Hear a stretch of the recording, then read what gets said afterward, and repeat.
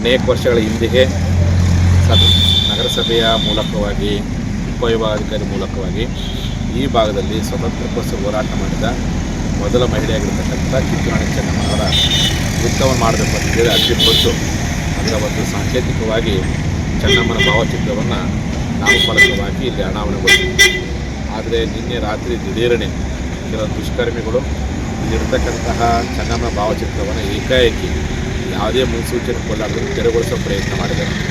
ಈ ಬಗ್ಗೆ ನಮ್ಮ ಸಮಾಜದ ಎಲ್ಲ ಮುಖಂಡಗಳು ಕೂಡಿ ಸಂಬಂಧಪಟ್ಟ ನಗರಸಭಾ ಆಯುಕ್ತರಿಗೆ ವಿಷಯವನ್ನು ಕೇಳಿದಾಗ ನನಗೆ ವಿಷಯ ಸಂಬಂಧ ಇಲ್ಲ ಅಂತೇಳಿ ಉಡಾಫೆ ಉತ್ತರ ಕೊಡೋಕ್ಕೆ ಕೆಲಸ ಮಾಡಿದೆ. ಹಿಂದ್ಗಡೆ ಎಲ್ಲೇ ಒಂದು ಕಡೆ ಕಾರಣದ ಕೈಗೆ ಮಾಡಿದೆ ಅಂತ ಹೇಳಿ ನಗರಸಭಾ ಆಯುಕ್ತರು ಈ ರೀತಿಯಾಗಿ ಉಡಾಫೆ ಉತ್ತರ ಕೊಡೋಕ್ಕೆ ಕೆಲಸ ಮಾಡಿದ್ದು ನಿಜವಾಗ್ಲೂ ರಾಷ್ಟ್ರಭಕ್ತರಿಗೆ ಭಾಳ ನೋವುಂಟಾಗಿದೆ.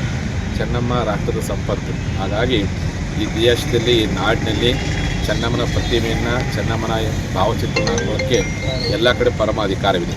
ಅದನ್ನು ನಮ್ಮ ಸಮಾಜದಲ್ಲಿ ಬೇರೆ ಸಮಾಜದ ನಾವು ಕಾನೂನು ಬಾಹಿರವಾಗಿ ಯಾವುದೇ ನಾಮಫಲಕನ ಹಾಕಿಲ್ಲ. ಕಾನೂನು ಪ್ರಕಾರವಾಗಿಯೇ ನಗರ ಸಭೆಯ ನೀತಿ ನಿಯಮ ಅನುಸಾರವಾಗಿಯೇ ಇಲ್ಲಿ ನಾಮಫಲಕ ನಮ್ಮ ಸಮಾಜ ಮುಖಂಡ ಮಾಡಿದರು. ಇವತ್ತು ಏಕಾಏಕಿ ತೆರವುಗೊಳಿಸಿದ್ದು ನೋಡಿದರೆ ಅವರು ಅಲಕ್ಷ್ಯ ಮಾಡಿ ನೋಡಿದರೆ ಎಲ್ಲೇ ಒಂದು ಕಡೆ ಚೆನ್ನಮ್ಮನಿಗೆ ಈ ಮೂಲಕವಾಗಿ ದ್ರೋಹವನ್ನು ಮಾಡ್ತಾ ಇದ್ದಾರೆ. ಕೂಡಲೇ ಇದನ್ನು ಸರಿಪಡಿಸ್ತಾ ಹೋದರೆ ನಮ್ಮ ಸಮಾಜದವರು 24 ಗಂಟೆಯೊಳಗೆ ನಗರಸಭಾ ಆಯುಕ್ತರಾಗಿರ್ಬೋದು, ಸಂಬಂಧಪಟ್ಟ ಯಾವ ಜಾಗದಲ್ಲಿ ಚೆನ್ನಮ್ಮನ ಭಾವಚಿತ್ರ ಇದ್ದೀರಿ, ಯಾವ ಜಾಗದಲ್ಲಿ ವೃತ್ತವನ್ನು ನೀವು ತೆರವುಗೊಳಿಸಿರಿ, ಒಳ್ಳೆಯ ಆ ವೃತ್ತದಲ್ಲಿ ಸರಿಯಾಗಿ ನಾಮಫಲಕ ಹಾಕಿ ಆ ಚೆನ್ನಮ್ಮನಿಗೆ ಗೌರವ ಕೊಡೋದ್ರೆ ಸಮಾಜ ಬಾಂಧವರು ಹೋರಾಟ ಮಾಡ್ತಾರೆ. ಅತಿಯಾಗಿ ನಿರ್ಲಕ್ಷ್ಯ ಮಾಡೋ ಪ್ರಯತ್ನ ಮಾಡಿದ್ರೆ ಅಂಥ ಹೋರಾಟಕ್ಕೆ ನಾವು ಬರುವಂಥ ಸಾಧ್ಯತೆ ಎಚ್ಚರಿಕೆ ಮಾಡ್ತಾನೆ ಈ ಮೂಲಕ ಇಚ್ಛೆ ಪಡ್ತೀನಿ. ಈ ಸಂಬಂಧಪಟ್ಟ ನಗರಸಭೆಯ ಸದಸ್ಯರು ಮತ್ತು ಆಡಳಿತ ವರ್ಗ ಕೂಡಿ ಎಚ್ಚೆತ್ತುಕೊಂಡು 24 ಗಂಟೆ ಇದೇ ಸ್ಥಳದಲ್ಲಿ ಚೆನ್ನಮ್ಮನ ಭಾವಚಿತ್ರ ಹಾಕಿ ಆ ತಾಯಿಗೆ ಗೌರವ ಕೊಡೋ ಕೆಲಸ ಮಾಡಬೇಕು ಅನ್ನೋ ಆಗ್ರಹವನ್ನು ಈ ಮೂಲಕ ಮಾಡ್ತೀನಿ.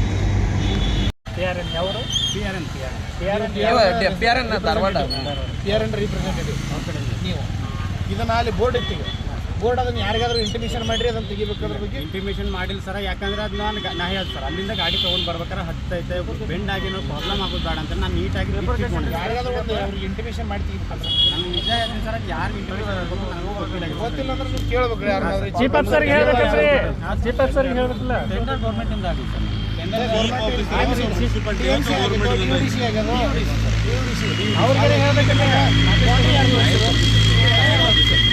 ಅವ್ರನ್ನೇ ಕೇಳಬೇಕಿತ್ತಲ್ಲ ಬೋರ್ಡ್ ತೆಗಿ ಬರೋದು.